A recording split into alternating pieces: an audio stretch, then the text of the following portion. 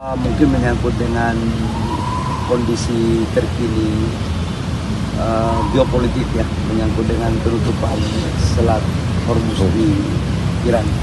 Karena ini kita antisipasi tentang pasokan minyak dunia. Karena bagaimanapun kan kita masih melakukan impor 1 juta barel per hari. Kalau cadangan BBM nasional berapa? Masih cukup 20 hari. Dampak ke subsidi, Pak? Sampai dengan hari ini nggak ada masalah. Tapi kan harga dunia kan pasti akan terjadi koreksi ketika kondisi geopolitik yang tetap terus memanas di Timur Tengah. Alternatif. Ya, pertama tentu kalau Iran udah pasti yang terganggu adalah suplai minyak, dan suplai minyak itu karena Selat Hormuz kan terganggu, belum juga Red Sea. Jadi kita lihat berapa jauh pertempuran ini akan terus berlangsung. Antisipasi dari pemerintah gimana, Pak? Ya kan pemerintah sudah punya MOU untuk mendapatkan supply dari non-Middle East. Yang kedua, transportasi logistik. Dan yang ketiga, tentunya kita melihat tourism akan sangat terganggu. Pengaruh ke ekspor juga nggak, Pak? Kan ini juga melibatkan negara-negara lain, UAE, Bahrain. Iya, kalau negara tergantung juga berapa lama. Balik lagi kita monitor aja bahwa perang ini lama atau perang 12 hari atau perang berapa jauh.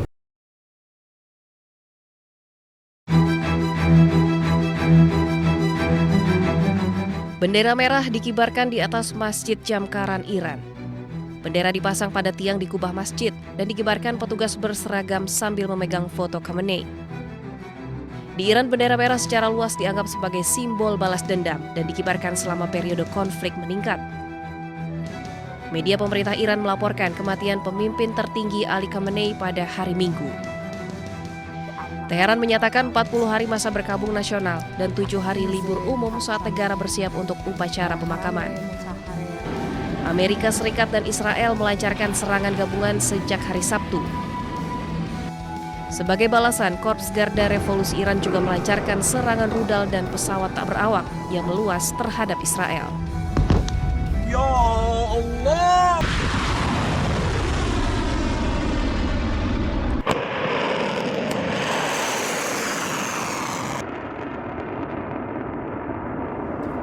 Misil rudal diluncurkan Garda Revolusi Iran.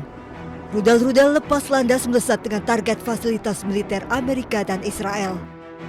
Garda Revolusi Iran mengumumkan telah melancarkan serangan rudal dan drone skala besar termasuk ke pangkalan Amerika di Uni Emirat Arab, Bahrain, Qatar, Irak, dan Kuwait. Serangan roket Iran juga menyasar jalan raya di Yerusalem mengakibatkan 6 orang terluka. Polisi Israel dan ambulans mendatangi lokasi ledakan untuk mengevakuasi korban luka ke rumah sakit. Serangan mematikan rudal Iran juga menghantam Beit Shmesh. Sedikitnya 11 orang tewas, 28 terluka serius, dan 9 orang hilang. Kawasan permukiman Yahudi di Beit Shmesh ini hancur lebur usai dihantam rudal balistik Iran. Para pejabat Israel mengkonfirmasi rudal Iran tidak berhasil dicegat dan tengah menyelidiki kegagalan pertahanan udara mereka.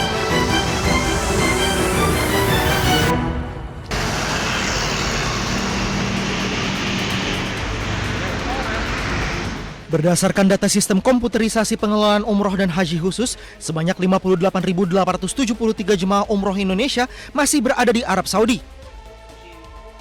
Sebagian di antaranya merupakan warga Kabupaten Purwakarta. Saat ini satu rombongan yang menggunakan penerbangan transit via Qatar masih tertahan di Madinah. Selain itu, rencana keberangkatan awal April dengan 30 calon jemaah berpotensi ditunda hingga Juni 2026 menunggu kondisi keamanan lebih kondusif. Pihak travel menegaskan tidak akan mengambil keputusan sepihak terkait keberangkatan selanjutnya. Seluruh langkah menunggu arahan resmi dari Kementerian Agama dan Asosiasi Penyelenggara Umroh. Sementara Kepala Kantor Kementerian Haji Kabupaten Purwakarta Syamsi Mufti mengimbau masyarakat untuk sementara menunda keberangkatan umroh demi keselamatan bersama.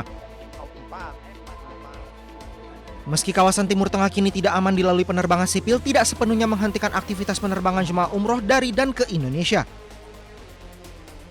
Penerbangan umroh yang dilayani penerbangan langsung melalui rute penerbangan di atas Yaman masih bisa dilakukan 2 maskapai penerbangan, yaitu Garuda dan Lion Air.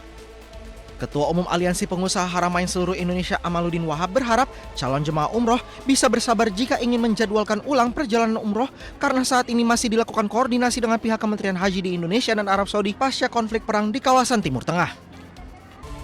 Pemerintah mencermati perkembangan situasi keamanan di kawasan Timur Tengah yang semakin dinamis dan tidak menentu dengan mempertimbangkan aspek keselamatan dan perlindungan.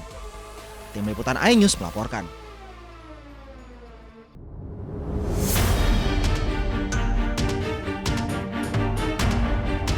Penyanyi Agnes Mo atau Agnes Monica menjadi sorotan setelah perang antara Amerika Serikat dan Israel terhadap Iran pecah.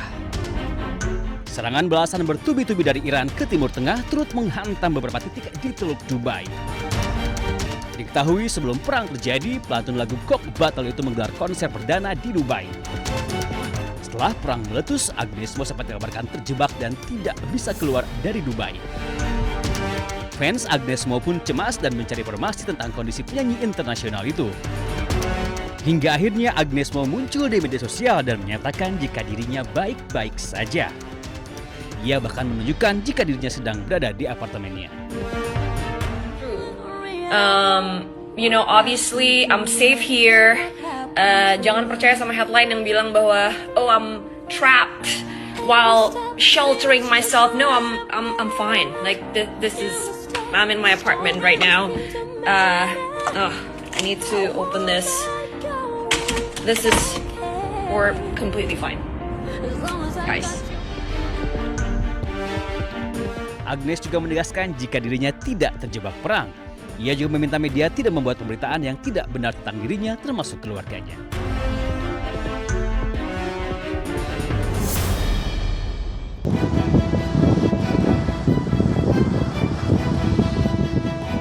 Situasi yang semakin memanas membuat raksasa minyak asal Arab Saudi, Saudi Aramco, sempat menutup fasilitas kilang minyak keras Tanura miliknya. Langkah ini diambil sebagai tindakan pencegahan darurat setelah kilang strategis tersebut menjadi sasaran serangan pesawat awak atau drone. Meskipun operasional sempat dihentikan sementara, situasi di lapangan saat ini telah berhasil dikendalikan. Namun kabar mengenai gangguan pada salah satu pusat pengolahan minyak terbesar di dunia ini langsung memicu kepanikan di bursa komoditas. Sebuah kapal tanker minyak juga diserang di Selat Hormuz. Insiden ini menyebabkan 4 awak kapal menderita luka-luka. Kapal tanker minyak yang mengibarkan bendera Republik Palau menjadi sasaran serangan sekitar 5 mil laut di utara Pelabuhan Kasab, Provinsi Nusa Dam. Seluruh awak kapal berjumlah 20 orang telah dievakuasi.